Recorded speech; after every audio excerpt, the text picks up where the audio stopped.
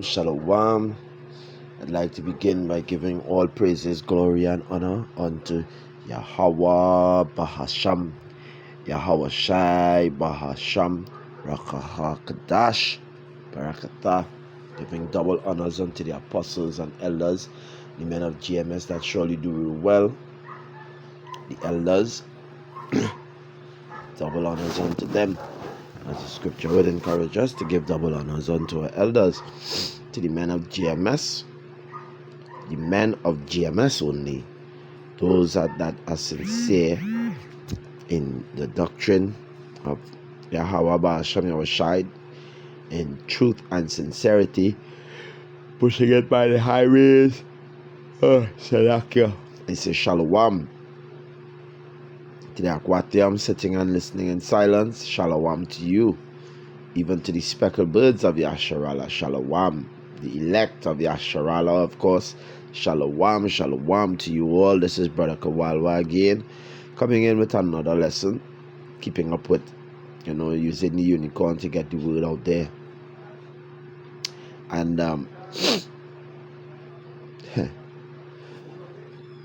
sometimes the Lord will put a word in your spirit, put a lesson in your spirit, just some things on your lab, that you just want to get out there. So, I would start quickly with precept from Isaiah chapter 8 and verse 20. And it says, to the law and to the testimony, if they speak not according to this word, it is because there is no light in them. And there are people out here that, walking around with a similitude or a zeal of, of wanting to know, of wanting to know the word of the Lord, but they don't want to go the whole way. They want to be lukewarm, as the scripture would say. But the Lord is not coming for no lukewarm, handsy-pansy Israelites, right? The Lord coming for those that are on fire, those that would stand stiffly, those that would suffer unto death, right? And as the scripture would dictate, in this scripture, in Isaiah 8 and 20, is that we need to speak according to the law and testimony. This word needs to be in there for there to be light in them. So when you encounter people who speak not according to the word, they're scoffing, they're not receiving the entire thing, like some people saying, whoa, I know I'm an Israelite, but some of the things I don't agree with. I don't understand why they want to have partiality with the word of the Lord, right? As it says in Romans chapter 3 and verse 3, So what if? So what happened? So you feel the Lord needs you to believe in His word, to believe everything, for you to say everything is true so that the Lord's word will be true? You,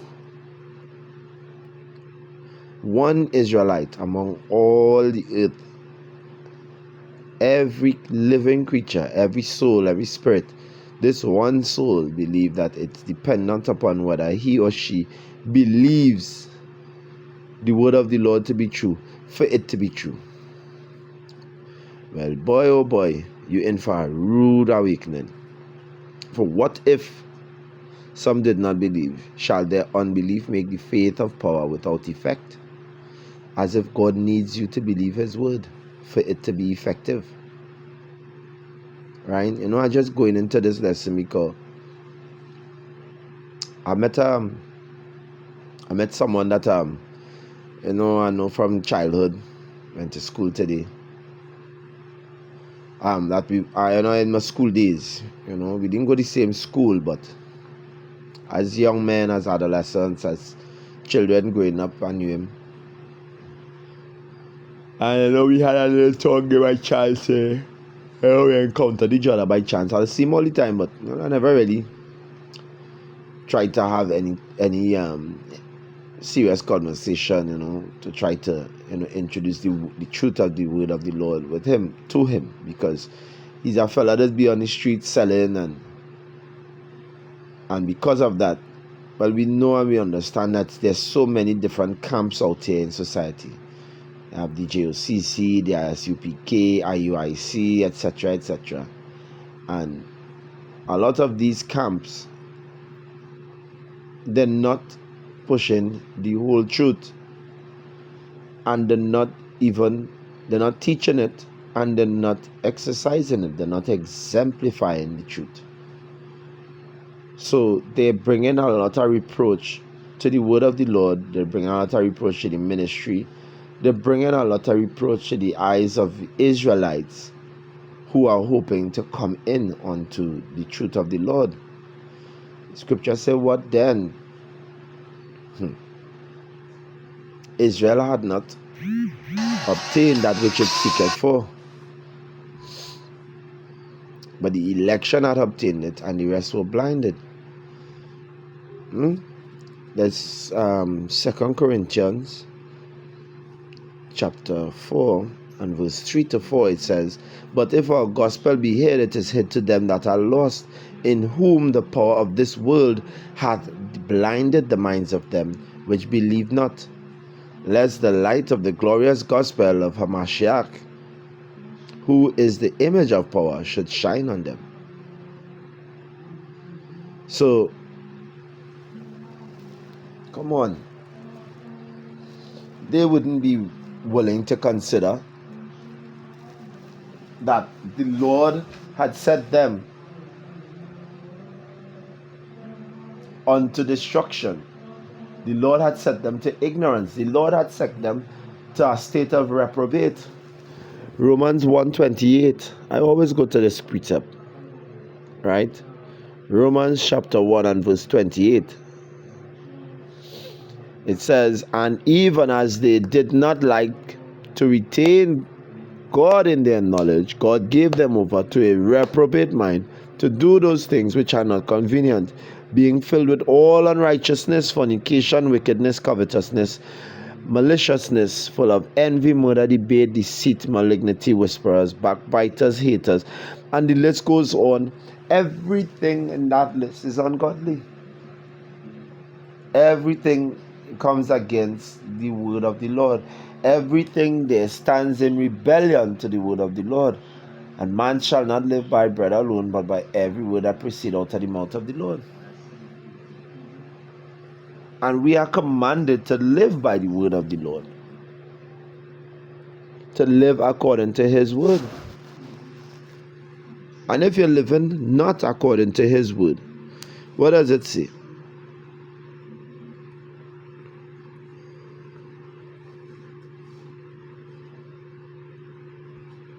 That's it.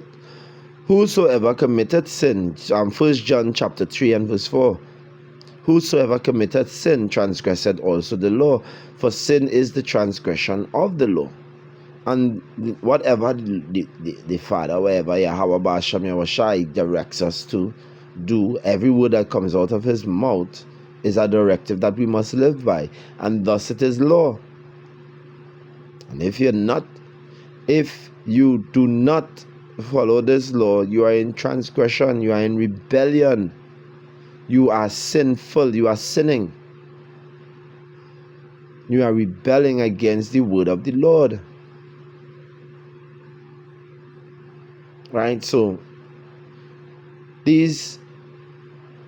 firstly, it starts with those that are misrepresenting,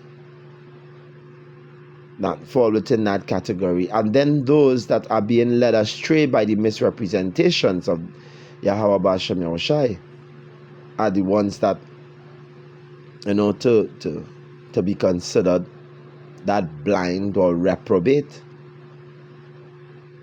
Right?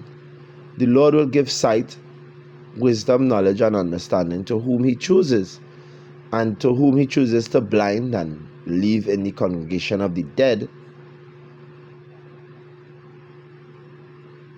That's what the scripture says. The scripture said, whoever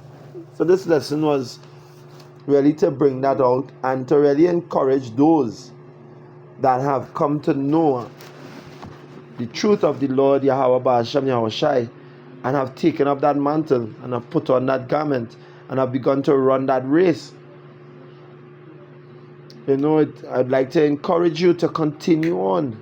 The scripture says to give diligence to make your calling and election sure. So you need to put in that hard work, be diligent, don't give up, don't let the naysayers, don't be tempted. Don't be tempted to be taken astray. Right?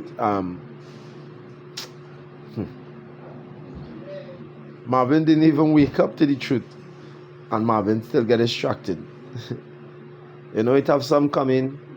As Marvin saw it, had some that came in and woke up to the truth and still fell away. And that keep Marvin from coming in. Don't let one man's walk, whether it be for glory or for condemnation, be the reason why you stay or go. It has to be for your love of the Lord, your love of this wisdom, your need of it.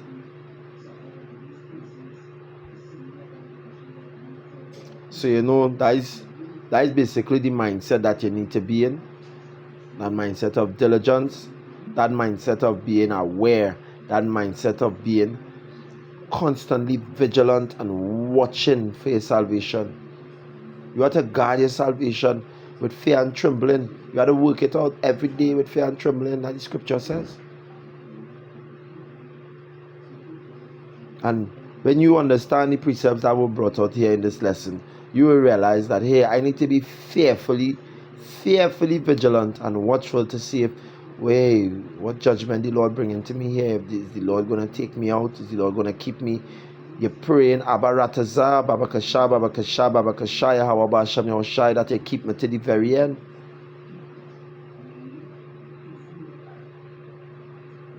Yeah. So this was just a short lesson to encourage those, to keep on in the word of the Lord. What the lesson that I was thinking to do before, it's something totally different that the Lord brought out here. As being led by the Spirit. The Lord put it in your heart, in your lab, for you to bring out a lesson, and you bring it out knowing and understanding the precepts that will line up. And of course, I always encourage Babakasha, the Akim and Aquatem, that come to listen to any of the lessons that we put out there. Add precepts on the comment boards. Put precepts on the comment board and let others know the truth. Add to it. Add skillfully. Right? So I pray this lesson was edifying by the spirit and power of Yahweh Ba'ashem Yahushai. This is Brother Kawalwa, saying Shalom. And with that, I'd like to give all praises, glory, and honor unto Yahweh Ba'ashem Yahushai, Ba'ashem Rachaha Kadash, Barakatah, double honors unto the apostles and elders, the men of GMS that surely do rule well in sincerity and in truth, pushing this doctrine, risking their lives to do so. The Akim on the highways and hedges, pushing this doctrine in sincerity, risking their lives to do so as well. I say Shalom to the Aquathiam, sitting and listening in silence. I say Shalom. This is Brother Kawalwa here again, saying Shalom. Abad Babal.